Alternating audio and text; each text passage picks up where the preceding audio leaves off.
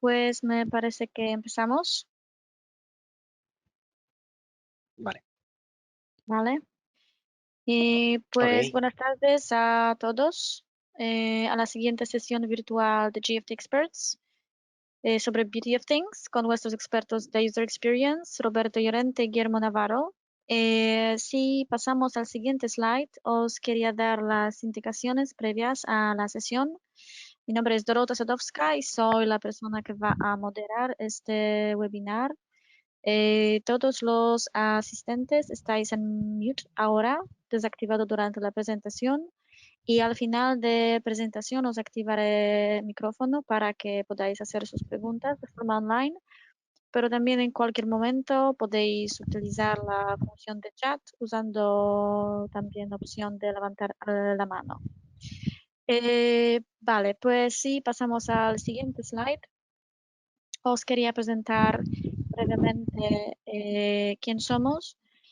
Pues GPC es una consultoría tecnológica que realiza desarrollo de soluciones digitales y gestiona aplicaciones y outsourcing también.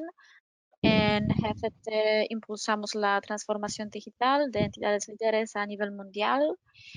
Nuestros clientes obtienen un acceso rápido a nuevas aplicaciones, tecnologías y modelos de negocio. Sí, podríamos pasar al siguiente, por favor. GFT consta de unas 6.000 de empleados en 15 países y tiene una facturación aproximada de 430 millones de euros. En cuanto a geografías, trabajamos en Europa, Américas, Inglaterra y Asia Pacífico. En España operamos desde 2001 y contamos con equipo de cerca de 2.000 profesionales repartidos entre sedes de Alicante, Lleida, Madrid, Sant Cugat, cerca de Barcelona, Valencia y Zaragoza. Y nuestros principales sectores son bancario, seguros e industria. Y en el siguiente slide podréis ver áreas claves de nuestro negocio. Artificial Intelligence, Blockchain, Cloud, Data Analytics y Internet of Things. ¿Podríamos pasar al siguiente slide, Roberto? Sí. Pues aquí podéis ver nuestras áreas claves de negocio. Y sí, muy brevemente ya hemos acabado con la introducción y ahora paso la palabra a Roberto para que nos explique más sobre el tema de hoy, The Beauty of Things. Hola, buenas tardes a todos. Muchas gracias por venir. Y bueno, quería, pues en principio, comentaros de qué vamos a tratar en este webinar. Y van a ser estos 5 puntos que pasan muy desapercibidos normalmente a la hora de trabajar y bueno, creo que son necesarios de alguna manera poner en valor, ya que al final son nuestro pan de cada día, la base con la que basamos al final todas nuestro trabajo, todas las decisiones de diseño y bueno, al final es un poco poner, como digo, en valor estas 5 áreas, ¿no? Una de las más importantes, la Espérate, gestal, espérate, no sé, Robert, que ¿qué? te tienes que Dime. presentar, ¿no? Te tendrás que presentar. Bueno, sí, me llamo Roberto Llorente, soy diseñador de experiencia en GFT. Guillermo es compañero y bueno, al final lo que hacemos en GPT es trabajar día a día en modelos digitales y en soluciones digitales y bueno, al final son, como digo, parte de nuestro trabajo diario, ¿no? Entonces, bueno, pues comencemos con la primera parte más importante al final, las partes y más los modelos psicológicos, como puede ser, por ejemplo, la gestal, ¿no? Que es al final la corriente psicológica que hace que podamos entender cómo funciona la percepción visual y bueno, al final un poco los padres de todo nuestro trabajo, ¿no? Y el por qué hacemos las cosas muchas veces como las hacemos, ¿no? Y decidimos colocar un elemento en un sitio o no en otro, o utilizar un color u otro, ¿no? Toda esta parte al final va regida a través de la psicología y por eso es muy importante que nosotros sepamos realmente cómo funciona la percepción humana, porque con eso nos basamos para poder trabajar y hacer que al final el consumo de información a nivel visual pues sea lo más fácil posible y, o buscar llevar al usuario al punto al que queremos, ¿no? Que también es otra parte importante.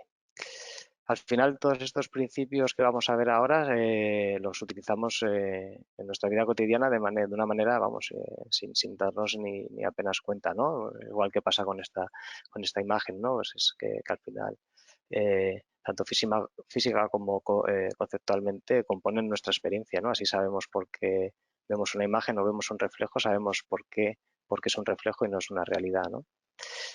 Hay, hay 8 puntos, 8 principios o leyes fundamentales en las que se rige la Gestalt y vamos a pasar por ellas porque al final es un poco lo más importante de esta parte, ¿no? Cognitiva. Entonces, el principio de proximidad es el que establece que los elementos que se encuentran cercanos en el espacio y en el tiempo tienden a ser agrupados perceptualmente, ¿no? Entonces, muchas veces nos pasa, sobre todo en decisiones como al hacer o diseñar formularios, ¿no? Por ejemplo, o layouts en los que los elementos tienen que estar a cierta distancia unos de otros para poder hacer agrupaciones, ¿no?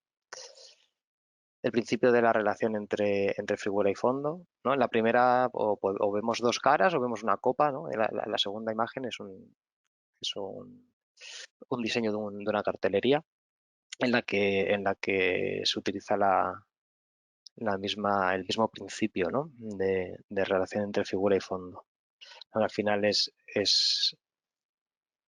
algo muy, muy usado también nosotros muchas veces cuando usamos colores de fondo para hacer lo mismo, ¿no? Hacer agrupaciones, colores de fondo, colores en primeros niveles, segundos niveles. Y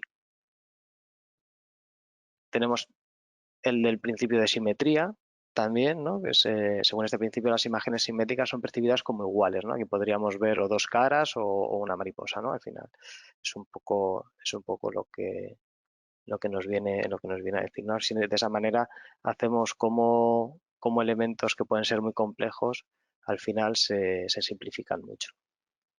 El principio de cierre es un principio que igual lo utilizamos muchísimo en diseño, es bastante importante, ¿no? Y cómo al final podemos ver o tres grandes grupos o vemos si nos esforzamos más, pues elementos de manera unitaria, ¿no? Entonces, dependiendo de esos elementos, cómo se sitúen entre sí, pues veremos una cosa u otra.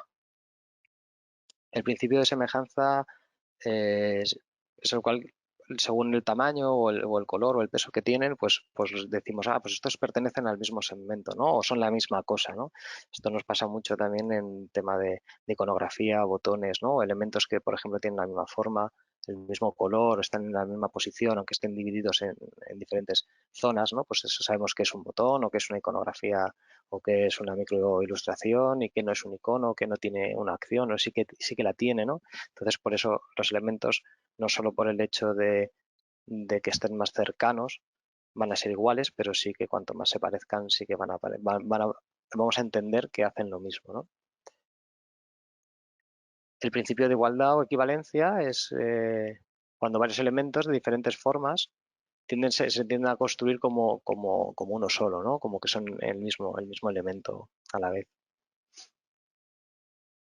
O el principio de dirección común o continuidad, como en este ejemplo, ¿no? Que pues lo que dices al final es eso, ¿no? Que cómo construir patrones a través de un mismo flujo por dirección, ¿no? Y al final, pues bueno, pues podemos construir un cepillo de dientes o podemos construir un, un dominó o con un elemento o varios elementos y que tu mente ya directamente entienda qué es lo que está pasando, ¿no?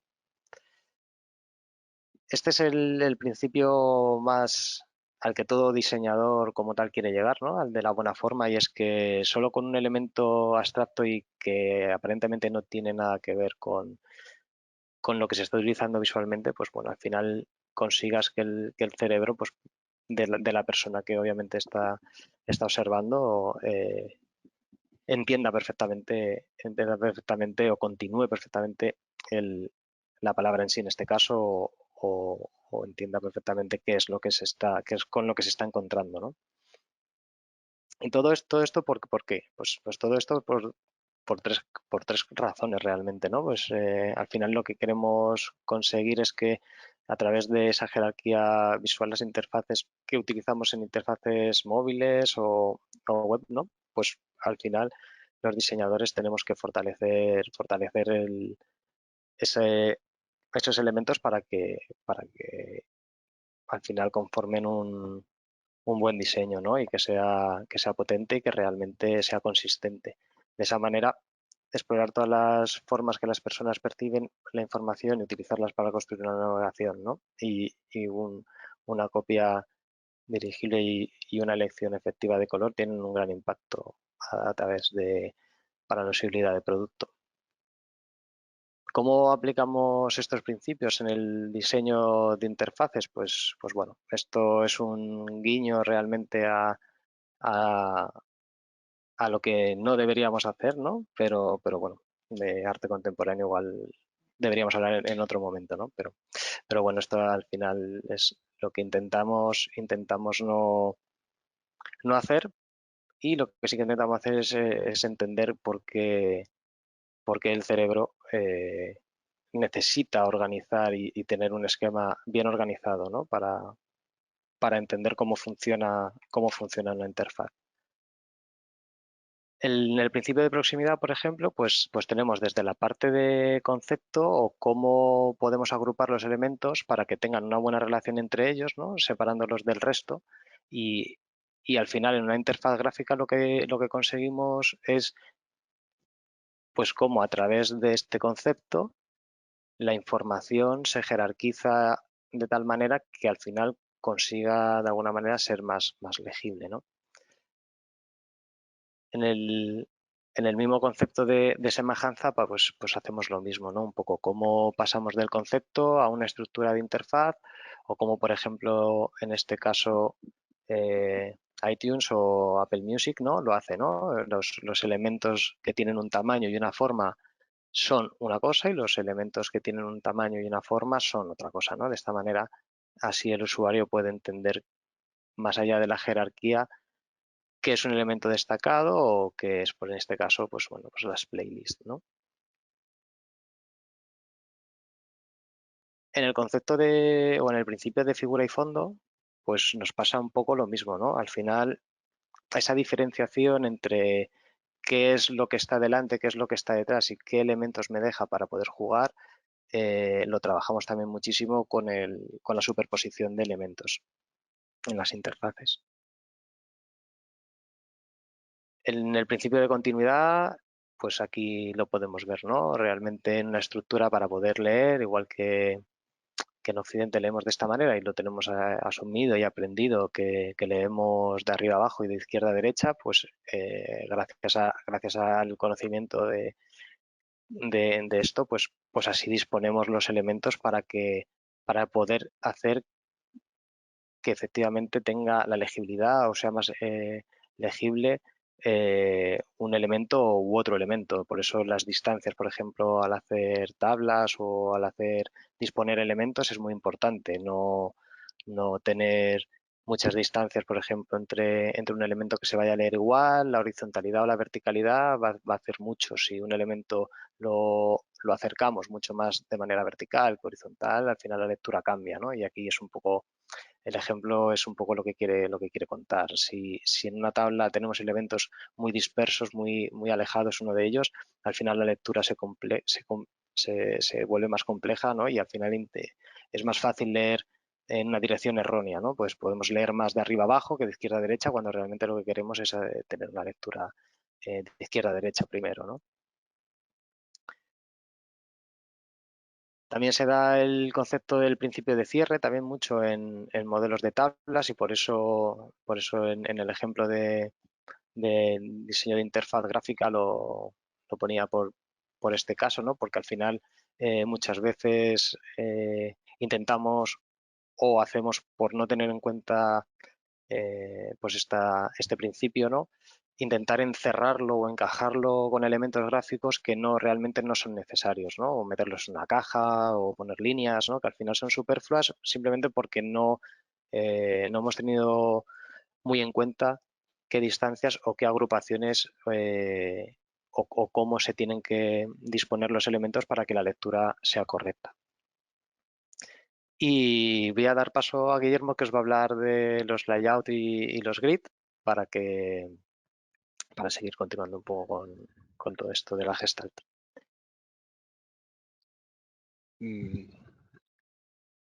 A ver, un segundín. Vale. Pues nada, vamos a continuar con los layouts y grids, que, bueno, al final es un poco tener cuando abres un puzzle, ¿no? Que te encuentras todas las piezas separadas y cada una es particular y no sé qué, pues todas esas piezas del puzzle las tienes que encajar en una interfaz, ¿no? En este caso. Los layouts nos sirven para que esas piezas que tenemos que encajar visualmente estén mejor jerarquizadas, estructuradas y que nos muestren esquemas que podamos llegar a entender y visualizar de una manera mejor que si no lo estuviera, ¿no? Pues eso, el layout al final es esa estructura o esquema que será utilizada en el contenido para que ese contenido sea consumido de la mejor manera posible. La definición de este layout puede condicionar completamente una aplicación o un sitio web y te puede llevar a tomar buenísimas decisiones o malísimas decisiones. Si lo has pensado desde el principio y has seguido unos estándares adecuados, en principio no tendría que haber ningún problema. Aquí nos estamos enfocando sobre todo en la parte web de las soluciones web más que en mobile, porque los layouts de mobile al final son muy básicos, no suele haber lo mismo que en web y el layout se conforma con los propios componentes, más allá de generar columnas o lo que sea, es el propio componente el que o el propio dispositivo también el que te configura el layout.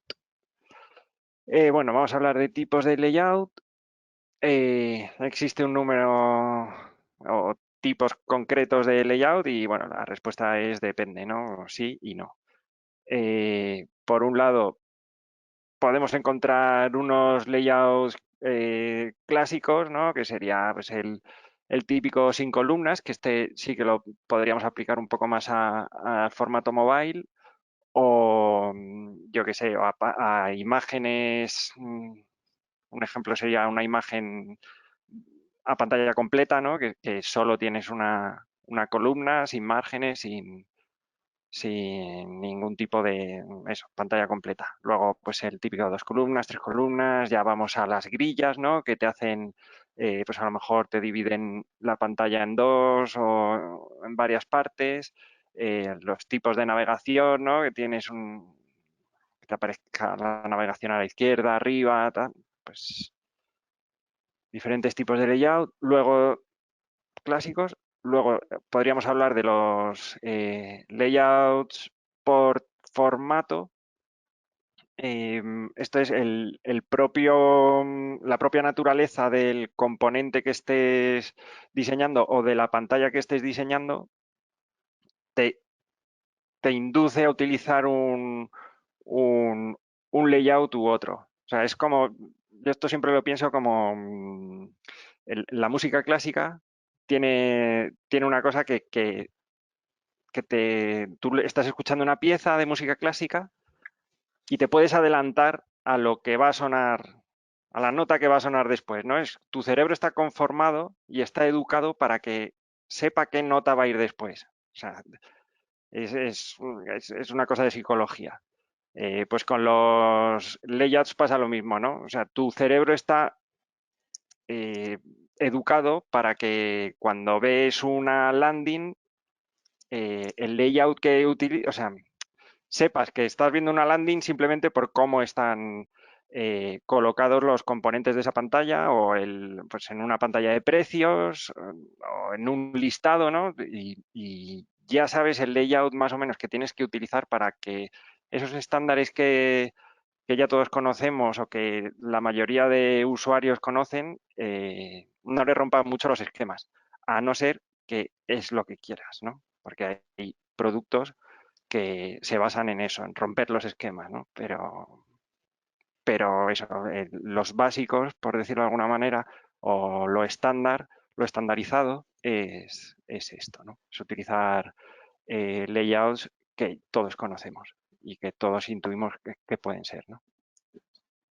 Y luego, pues eso, formatos nuevos que pueden ser, o sea, los layouts fluidos que van cambiando dependiendo del contenido que tienen, el dimensional, por ejemplo, la acumulación de mensajes de las push notifications en los móviles, pues es un tipo de layout dimensional, ¿no? En el que vas navegando de una manera un poco diferente a como estábamos acostumbrados, ¿no? Navegas en profundidad más que en una pantalla plana, por decirlo de alguna manera. Y luego otro tipo de dimensional también pueden ser pues, los carruseles en los que las animaciones te van mostrando cómo rotan las imágenes y todo esto. Bueno, ¿qué es un grid o grilla y para qué sirve? Pues el grid es la colección de líneas horizontales y verticales, es como una rejilla que hace que al colocar tus elementos en una interfaz, esos elementos los puedas encajar de alguna manera para que visualmente tengan un ritmo, tengan una jerarquía, sean consistentes. O sea, el grid lo que te permite es dar medidas o estandarizar las medidas. Por ejemplo, si el más utilizado es el grid de 8, ¿no? Pues utilizas múltiplos de 8 para dividir tus elementos o la distancia que tengas entre componentes o entre un título y un párrafo. Y eso lo que te da es un orden y una manera de visualizar mejor y entender mejor las interfaces y de interpretarlas mejor, sobre todo. Bueno, tenemos eso, las filas, las columnas y los huecos entre las filas, que son los gutters, los medianiles. Esto es heredado del diseño del... Me sale el print. Editorial. Editorial, el print. Sí, el editorial, Ese del diseño editorial. editorial y bueno, y vemos que también se puede aplicar al diseño digital, ¿no? Y con mucho sentido además a la hora de generar sobre todo interfaces web, ¿no? Las que pues tienes una serie de columnas con sus espacios a los lados para dar aire a las cosas, en el propio navegador, ¿no? Que no se vea todo comprimido, todo expandido al infinito, a no ser que es lo que quieras. Porque hay gente que también quiere eso. Y romper un poco con este tipo de estándares. Y bueno, estos son ejemplos de cómo se pues eso, la visualización de de cómo se va construyendo un grid, cómo lo construyes, cómo vas encajando tus componentes, los elementos que componen tu interfaz, ¿no? Pues una cabecera, un carrusel, cómo le vas dando los espacios entre elementos, el mismo espacio entre los elementos, ¿no? Aquí, pues eso, si has tomado un grid de 8, pues sabes que la distancia entre la navbar y o sea, la barra de navegación y el primer carrusel es la misma que vas a tener entre el carrusel y los artículos que tienes debajo, ¿no? Y así. Y dentro de los propios componentes, pues lo mismo, ¿no? Te sigues jugando con el mismo grid que está componiendo toda tu aplicación. Esto es muy importante definirlo al principio y definirlo bien, sobre todo para que no te encuentres cosas inesperadas, ¿no? O sea, de repente, si no has definido... A ver, a mí una vez me pasó en un proyecto que de repente estaba todo definido a un grid o sea, a un layout de 960 de ancho y de repente había un carrusel de imágenes que estaba a pantalla completa. O sea, 100% del ancho de la pantalla. Se te desencaja toda la interfaz. O sea, era como, ¿qué es esto? O sea, entonces, bueno, si lo haces bien, esto es importante que esté definido desde el principio y nada. Luego, sistemas de grid, pues podemos tener sistemas de grid fijos absolutos que te dan medidas absolutas que se basan en unos estándares que suelen tener que ver con el tipo de dispositivos en el que se van a consumir. Por ejemplo, si sabes que tienes que hacer una interfaz para una empresa de industria en la que todos sus empleados utilizan un iPad 2, lo que sea, pues sabes que no te vas a tener que volver muy loco y el grid que hagas y el layout va a tener que estar basado en esos tamaños, ¿no? Y ya está, pero no suele ser lo que bueno, cada vez más, la verdad, también, porque cada vez hay más productos digitales, pero bueno, no suele ser lo que se pide a día de hoy, eh, este tipo de layout, y menos cuando se quiere digitalizar las cosas, ¿no? Y luego están los flexibles o relativos que, pues eso, te permiten un poco más jugar con porcentajes, con tamaños o con porcentajes en relación con tamaños de pantalla, con tamaños de dispositivo y eso, son más flexibles a la hora de trabajar con ellos. Y bueno, vamos así un poco rápido porque tampoco tenemos mucho tiempo, así que bueno, pasamos a otro de los pilares de toda interfaz, que es la tipografía. Bueno, venimos de una historia hasta hace poquísimo en la que solo había... ay, perdón, que se me ha ido esta. En la que solo había texto escrito joder, otra vez. Es que me sale print, pero es que no es print y tampoco es editorial.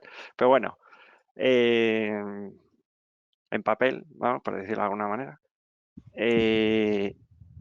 Y solo en los últimos años se ha conseguido una tecnología que pueda llegar a superar a la impresión en papel, ¿no? Estábamos muy acostumbrados a leer en papel y esto pues ha hecho que tenga todos esos estándares, todas esas normas que se seguían, pues han tenido que ser revisadas y lo que funcionaba para papel no funciona para digital y ahora lo que funciona para digital no funciona necesariamente para papel, ¿no? bueno, así un poco por encima, esto supongo que si sois un poco versados en algo de diseño, tenéis nociones, pues os sonará o lo controlaréis mucho.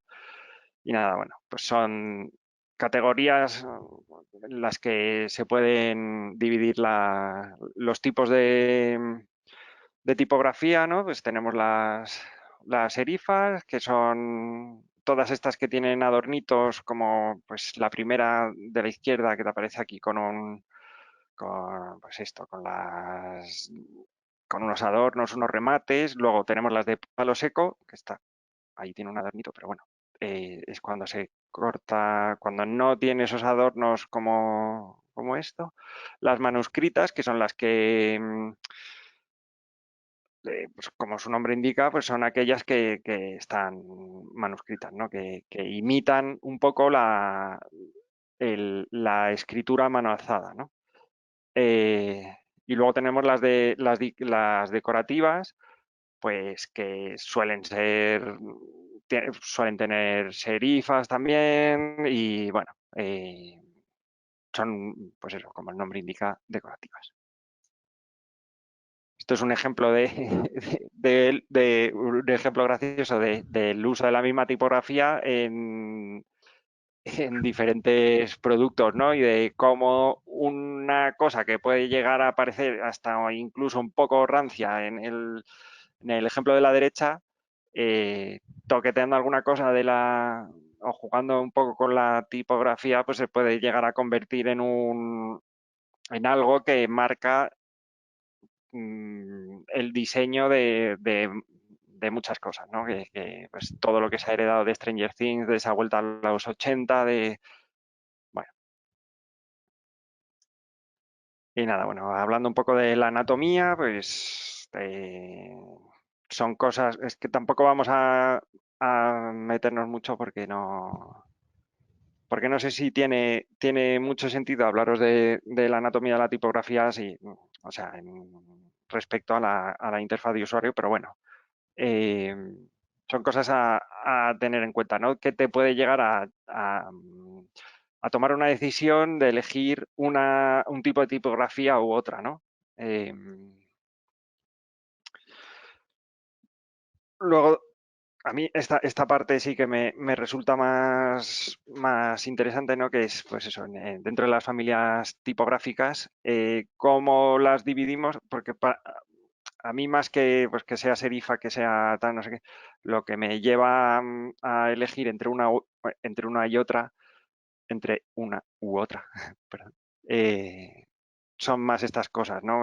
Pues que sea una familia a la hora de generar una interfaz, pues que sea una familia que esté pensada sobre todo para productos digitales, que tenga muchas variedades de peso, que no me venga una familia tipográfica, un cliente con una familia tipográfica que tenga 2 pesos, que me ha pasado, y que al final te quedas con una regular y una bold y dices, pues, ¿cómo quieres que te haga una aplicación de un banco con esta tipografía, ¿no?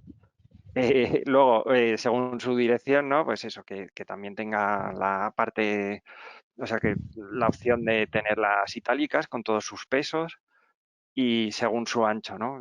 El ancho también es importante a la hora de la lectura en medios digitales. Según la legibilidad y uso, pues las podemos categorizar un poco de esta manera, ¿no? Las serifas son buenas para impreso,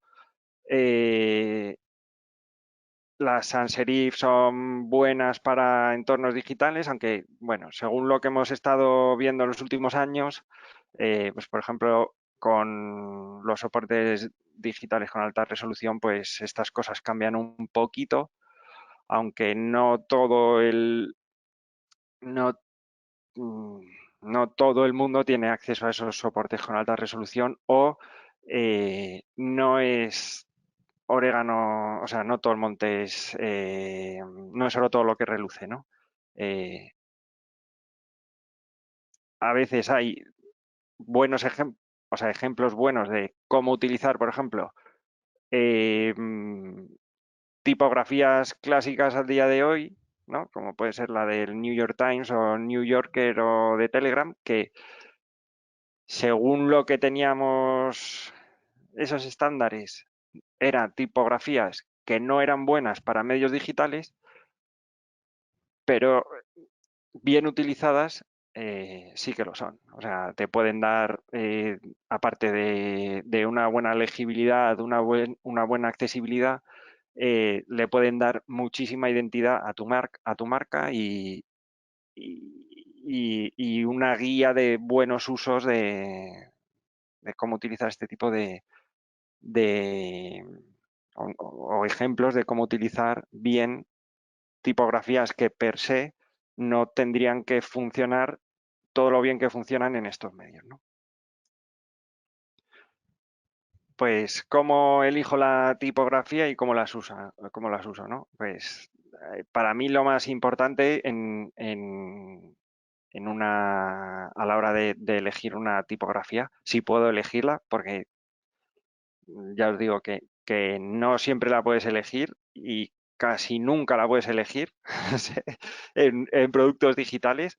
Sí que puedes tomar determinadas decisiones para cambiar un poco la tipografía, ¿no? O sea, pues darle un poco más de espacio entre las letras para que se lea mejor. Si ves que era una tipografía, por ejemplo, que estaba pensada para medios editoriales, o yo que sé, o darle más altura entre las líneas, ¿no? Jugar con el kerning y el tracking para que, para que se lean mejor, ¿no? Sobre todo, o sea, este es el primer objetivo que tenéis que tener, o sea, que se lea bien, que se lea bien en la interfaz. Bueno, estos son ejemplos, ¿no? De cómo puede cambiar la misma font family con el mismo tamaño de letra, con diferentes tipos de interalineado, ¿no? Pues eso, vas jugando un poco para que se lea mejor. También esto le puede dar un toque a tu marca, ¿no? O sea, vas a lo mejor una Roboto que es muy estándar, bueno, es la más estándar de Android, ¿no? Es la que te vienen los themes de Android por defecto, de Material. Todas las aplicaciones por defecto están construidas con esa misma letra. Si juegas con el interalineado, le estás dando un algo que a lo mejor las 200.000 aplicaciones que no han tenido eso en cuenta no lo tienen y esas se van a aparecer y tú te vas a un poco destacar con una decisión un poco tonta, pero que puede llegar a ser válida. También hay que tener cuidado, ¿no? Con estas cosas, porque te puede quedar algo que no se entienda, que no se lea bien, y todo por una mala decisión, por intentar destacar de alguna manera. Como el ECOMO, ¿no? O sea, partes de una buena intención y terminas haciendo pues eso, el ECOMO.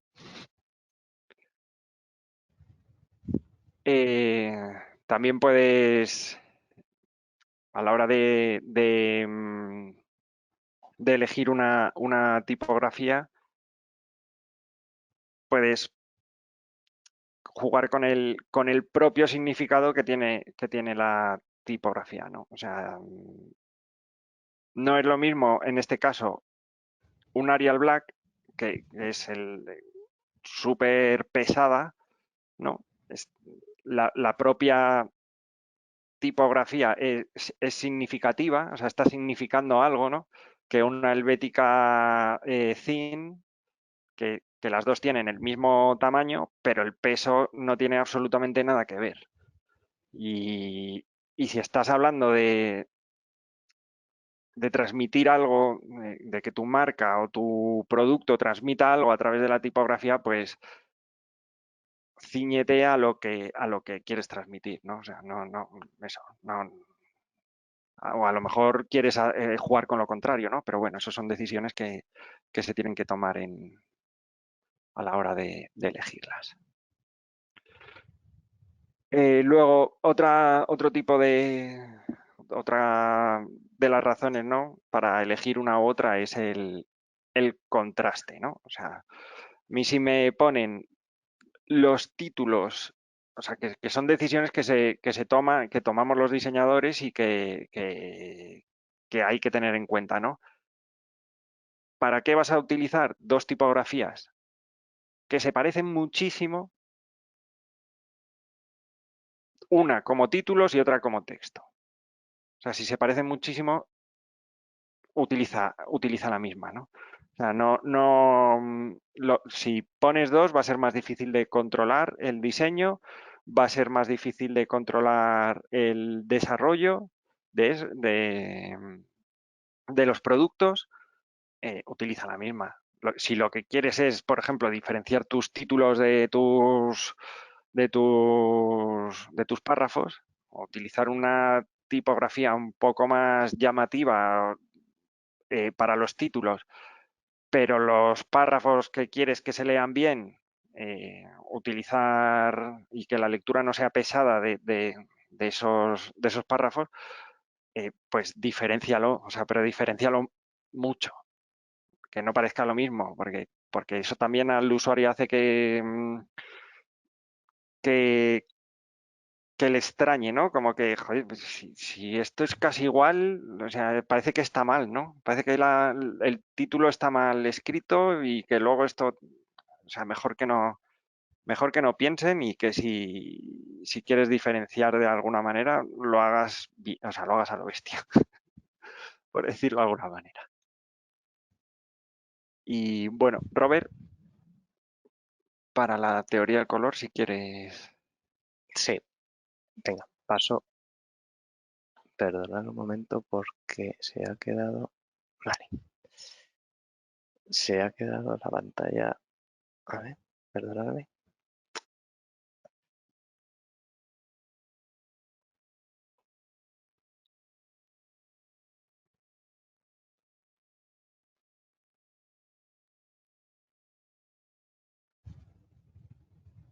Cosas del directo. Vale. ¡Oh! Perdón. No. Perdonadme, ¿eh? Esto...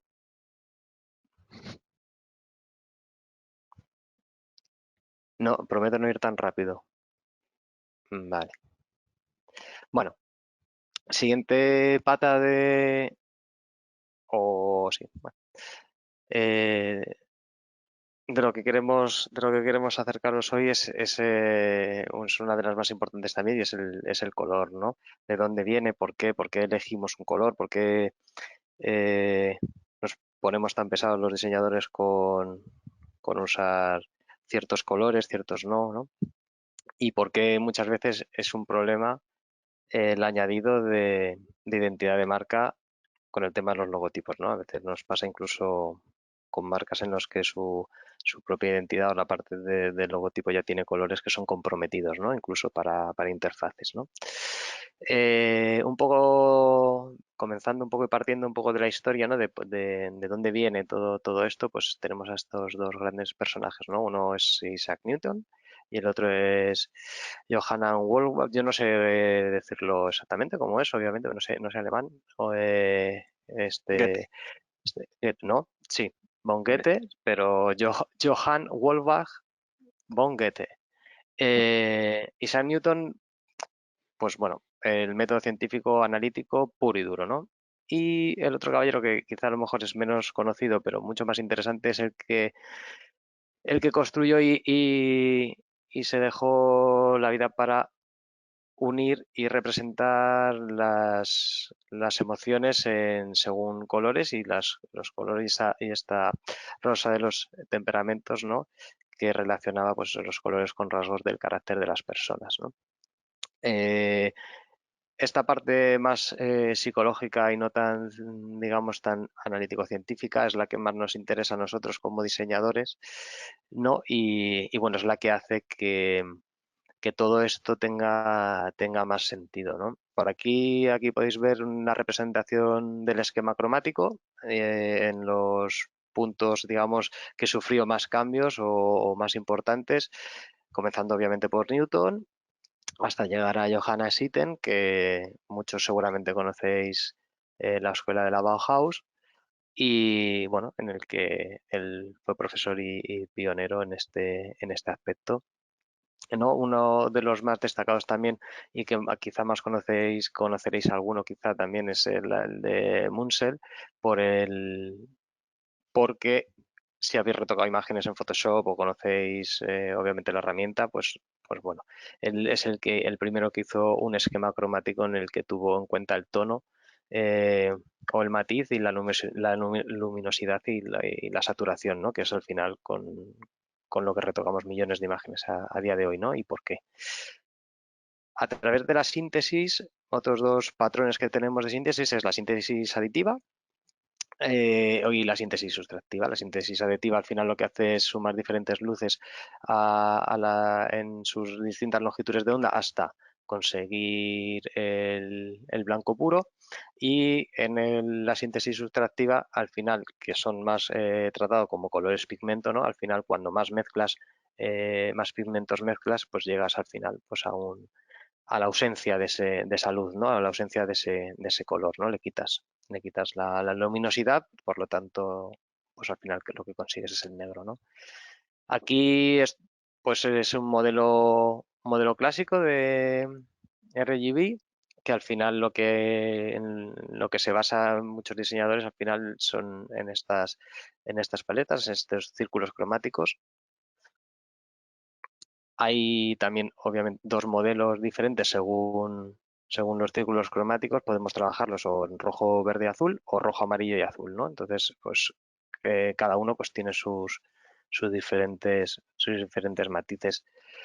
Lo mismo pasa ahí. ¿De dónde sale el concepto del color primario? Pues el color primario al final pues salen de las longitudes de onda, ¿no? Que al final es un tema de de los ojos, de los conos, de nuestros propios ojos. Entonces, bueno, al final de ahí es de donde parte toda base cromática, ¿no? No es una cuestión ya de gusto, ¿no? Y es un poco al hilo del título de este webinar, ¿no? De poner las cosas, lo bonito de las cosas, quizá a lo mejor ya no es tanto por bonito, sino porque es necesario y porque nuestro cerebro muchas veces es cómo funciona, ¿no? Entonces, las decisiones que tomamos, más allá de que nos gusten o no nos gusten, que puede ser también un patrón, pues más allá de subjetivo, válido por nuestro expertise, obviamente lo que tiene que al final de ir de la mano es apoyado al menos pues de estas decisiones, ¿no? O por estos motivos, ¿no? Al final podemos trabajar, digamos, de tres maneras, ¿no? Y muchos de los que ya conocéis, pues seguramente manuales corporativos y de identidad, pues tienen estos tres pilares, ¿no? Los colores primarios, los secundarios y los terciarios, ¿no? Y para qué los usamos cada uno, ¿no? Seguramente los colores más normalmente se usan así, y en el color pues pasa lo mismo, ¿no? De ahí viene, ¿no? Los colores primarios, los que hemos hablado antes, ¿no? De los conos, de los ojos, los colores secundarios y los terciarios, ¿no? Y cómo se relacionan entre ellos. ¿Por qué? La relación entre ellos pueden ser o colores análogos, o sea, que están seguidos unos de otros. Eliges un azul, pues, ¿no? Como podéis vais ver en en el primer gráfico. O los colores complementarios, que son el opuesto, o un esquema triádico, que es al final escoger pues, ese triángulo de color. Que al final lo que hacen unos u otros, pues dependiendo de cuál cojas, harás tú o representarás de mejor o peor manera las necesidades del producto, ¿no? Sí, esto suele ser lo mismo que con la tipografía. O sea, normalmente el cliente te suele dar o como no hagas una cosa de cero, una identidad corporativa tú desde cero, tal, pero normalmente el cliente te da su paleta de colores y lo que puedes hacer en esos casos si ves que no te encajan es un poco jugar con la elección de esos colores, ¿no? A la hora de crear las interfaces y todo esto. Pero bueno, perdona, sigue. No, no, tranquilo. Sí, básicamente es un poco eso. Quizá lo interesante de saber esto, ¿no? Y al final es un poco como todo, ¿no? Cuanto más sabes, pues más fácil, de mejor manera puedes transgredirlo o puedes utilizarlo, ¿no? Y al final un poco la idea es esa. Si un cliente en su paleta cromática tiene 12 colores y tú en cuando te enfrentas a un diseño de una interfaz, utilizas de esos 12 colores dos, porque sabes obviamente cuál es el color primario y quieres utilizar otro. Lo interesante de todo esto es saber qué vas a utilizar, por qué vas a utilizar un color complementario, si es que lo tiene y si lo tiene o cuál es el más cercano, o si lo que quieres hacer, por ejemplo, es un esquema triádico o bueno, o hay más, ¿no? El split de complementarios, más de 4 colores monocromáticos, ¿no? Ahora pondré un ejemplo de cada uno de ellos. Eh, y luego otra parte muy importante de cómo se trata el color, pues eso es a través del matiz, de la saturación y de la luminosidad, ¿no? Que al final, obviamente, dependiendo de cómo trabajemos estas tres maneras estos tres valores, de alguna forma, ¿no? Pues el color a nuestros ojos, a nuestros conos, pues parecerá una cosa, parecerá otra, ¿no? Esto pasa mucho también con los botones y esto es fácil aplicarlo quizá a lo mejor, pues no sé, por decir algo, en los hover de los botones o en los hover de los link, ¿no? O en esas microinteracciones de botones de interfaz donde muchas veces no queremos cambiar el color, pero sí queremos cambiar el tono, o queremos cambiar la saturación, o queremos cambiar un poco el matiz, ¿no? Del color. Hay una regla para todo esto del color muy útil, que es la regla 60-30-10, que al final lo único que consigue o que podemos conseguir con ello, no lo único, bueno, lo único y más importante, ¿no? Es la armonía cromática, ¿no? Al final.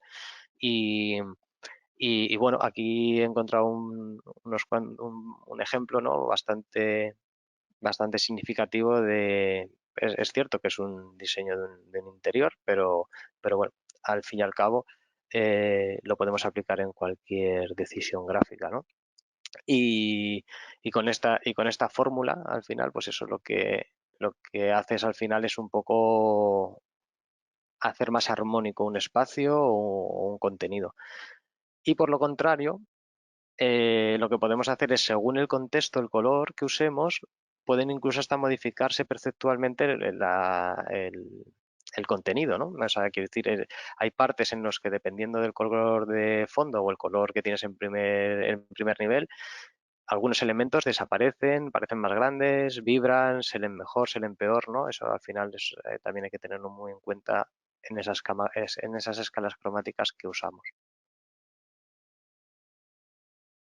Esto de cómo o a dónde nos va a llevar el color según cómo somos o cómo nos comportamos, ¿no? No es casi una ciencia, o sea, no es una ciencia, pero casi, ¿no? Porque al final sí que es cierto que sí que tenemos como muy metidos dentro que ciertos colores tienen que ver muchas veces más con cómo nos sentimos que lo que estamos viendo, ¿no? O si pensamos en el rojo, es bastante más fácil que pensemos en la sangre, no solo por ese color o en el fuego, sino también en cómo nos sentimos, ¿no? Si pensamos más en rojo o pensamos más en un azul, ¿no? Es decir, al final sí que hay todo detrás de esto toda una ciencia. Eva Heller es una socióloga, psicóloga y profesora de teoría de la comunicación, experta en psicología cromática, psicología de los colores, ¿no? Y todo su simbolismo. Hay muchos puntos, ¿no? Como que los colores primarios son son los que no son producto de mezcla de otros, obviamente, ¿no? Que son el rojo, el amarillo y el azul, que es lo que veíamos antes del tema de los conos en los ojos, que los colores secundarios son los que se obtienen al mezclar los dos primarios, o que el matiz no puede obtenerse con una mezcla de más de 3 colores, ¿no? O sea, sí que hay como varios patrones que hay que tener en cuenta, varios hitos que hay que tener en cuenta para, para poder dar contexto a una interfaz a nivel del color, ¿no? Efectos en los colores también, o los textos y los colores, ¿no? Ni en ningún color carece de significado, todos tenemos asociado, o todos los colores, o la mayoría de los colores están asociados, dependiendo también de la cultura, tiene algún significado, ¿no? El mismo color puede tener un efecto completamente distinto si se combina con otros colores, que es lo que veíamos antes, ¿no? Si un color se combina con el negro, su significado positivo se convierte en un significado contrario, ¿no? El amor es rojo, pero acompañado de negro es odio, ¿no? O sea, que decir, sí que hay una parte de todo de psicología cromática, ¿no? Alrededor de estas escalas. Estos son también teorías bastante complejas, ¿no? Y bueno, muy interesantes por otro lado, pero complejas de estudiar. Lo que está claro es que todos sí que sabemos, ¿no? Los colores fríos, o cuáles son colores cálidos, y qué son colores más relajantes, y cuáles colores pues nos llevan un poco más a la excitación, ¿no? Quizá pues eso, los colores más cálidos, o los colores más fríos al revés, ¿no? Pues, colores más pausados, los azules, el color del cielo, son temas que tienen más evocado el estado de calma, de alguna manera. Los efectos psicológicos comunes de los colores, hay muchos, ¿no? Pero bueno, podemos partir desde que el blanco, o la pureza, la inocencia, ¿no? La limpieza, la sensación de espacio, la neutralidad. En algunas culturas es curioso, pero el luto también, ¿no? El negro, como es la autoridad, el poder, la fuerza, ¿no? El mal, la inteligencia. Eh, el azul, la calma, serenidad, frío, indiferencia, sabiduría, lealtad. Todos estos puntos, ¿no? Nosotros como diseñadores, más allá de conocerlos, aplicarlos realmente es lo importante, y para ello tenemos que tenerlos presentes, y muchas veces se nos olvidan, ¿no? Los colores en cifras, ahí como punto muy interesante es las edades, ¿no? Y cómo nos van cambiando la percepción según la edad, aparte del sexo, según la edad, ¿no? También, y cuanto más mayores nos hacemos, quizá el, el negro, por este acercamiento, ¿no? Pues al hacernos más mayores, ese acercamiento a la muerte hace que quizá el negro sea menos apreciado, ¿no? que otros colores, ¿no? Eso pasa, y también es muy útil saber este tipo de valores a la hora de presentar soluciones con colores, ya que el consumo de un producto, pues obviamente tiene un target, y como tal tenemos que ceñirnos un poco a esa parte de psicología del color. Estas son varias herramientas que nosotros utilizamos, ¿no? O que hay en el mercado, más que utilicemos, pero que en algunos casos sí que se utilizan. Y luego cómo se aplican colores a interfaz, ¿no? Es cierto que muchas veces, y que no todo, y como decía Guillermo, ¿no? Que no siempre podemos elegir los colores, pero sí que hay una parte de posible elección o tratamiento, y que más allá de que tenga que estar muy cercano a la parte de identidad de marca, sí que tiene que ver mucho con cómo queremos que el usuario se enfrente o consuma cierta información, ¿no? El color como acento en este caso, pues está claro, ¿no? Tenemos un color y un color de acento. Entonces toda la web al final va a ir guiando al usuario a través de ese color, ¿no? Si es el amarillo, desde el logo, el menú y un botón, ¿no? Un call to action. Cuando hablábamos antes de los esquemas de color, ¿no? Los colores análogos. Pues aquí tenemos un ejemplo de web utilizada con colores análogos extremos. En este otro caso. Un esquema de 4 que son muy complejos, pues aquí igual también lo tenemos. Es cierto que es más cercano a una ilustración, pero bueno, ahí está. La aplicación monocromática funciona muy bien. En este caso en especial yo le tengo mucho aprecio, me gusta muchísimo y me parece que me hace un grandísimo trabajo. Es no por hacer publicidad, ahí veis la marca, esa ESOP.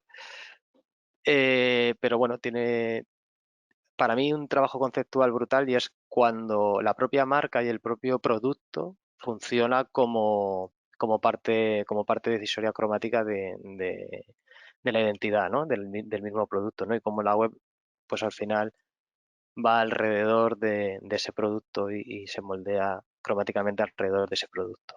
También otra de las cosas importantes en esta web y que hablábamos antes un poco de buscar el acento según su importancia al peso tipográfico, pues aquí lo podéis ver, ¿no? Como dos tipografías que no se parecen en absoluto en nada, que son dos familias totalmente diferentes, ¿no? Una eh, de palo seco y otra con serifa, ¿no? Aquí vemos más ejemplos, ¿no?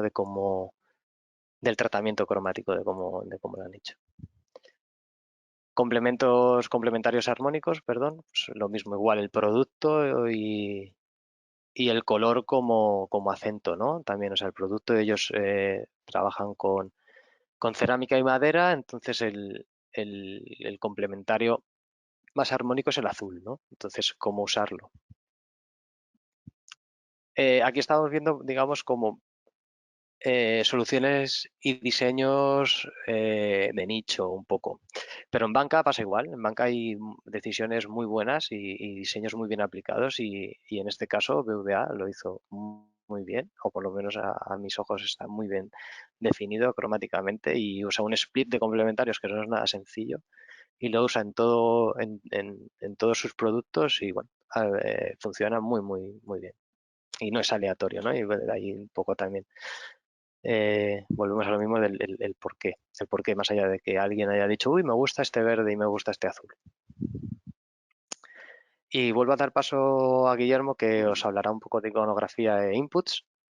Sí, lo que no sé es porque nos hemos pasado ya Sí, de la hora, sí, que sí, sí, nos ha ido. estamos. Bueno, ujú. Entonces, no sé, Dorota, si estás por ahí, Sí, que, sí.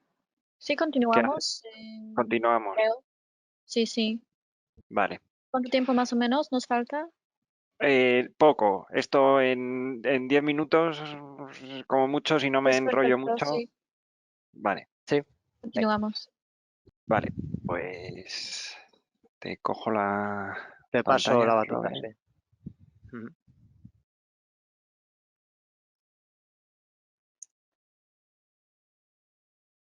Ahí va. Estás. Vale, estoy, ¿no? Sí. Vale, pues vamos a hablar un poco de otra de esas decisiones que tenemos que tomar a la hora de crear interfaces, ¿no? Que es la iconografía y todo tipo de entradas o inputs que son los elementos esenciales de nuestras interfaces, ¿no? La que nos hace interactuar con la, con la interfaz. Vale. En iconografía, pues podemos distinguir entre iconos y pictogramas. Bueno, los iconos son imágenes que mantienen una relación de semejanza con el objeto representado. En este caso, pues está saliendo de un sitio o algo que se envía, un avioncito de papel o el avatar de la persona. Y luego los pictogramas son dibujos o signos gráficos que expresan un concepto relacionado materialmente con el objeto al que se refiere. O sea, aquí la salida es una salida física, o sea, no es como el otro, ¿no? Que es una flecha que está saliendo tal, es una persona saliendo de un sitio. Enviar, pues es una carta y la persona pues pasa de la abstracción del avatar a un pictograma de una persona en sí. Con Eh, brazos y piernas. ¿El qué? ¿Perdona? Con brazos y piernas, digo, con Con brazos y brazos y piernas. piernas, sí, sí, sí, sí. Fíjate que también es una abstracción, pero vamos, que al final es una imagen, ¿no? Bueno, también podemos diferenciar entre iconografía y microilustraciones, ¿no?